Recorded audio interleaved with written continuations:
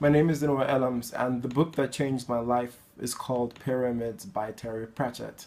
I read it when I was 13 years old, and I had just come from Nigeria to England, to London, and my mother took me to a library, and it was the first working library I'd been to because in Nigeria we couldn't actually take the books out.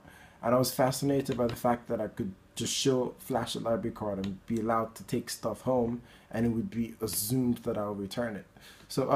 I chose Pyramids because there was a half naked woman on the camel that was on the front of the book, and if my mother argued because it was painted in oil, I could argue that it was visual art.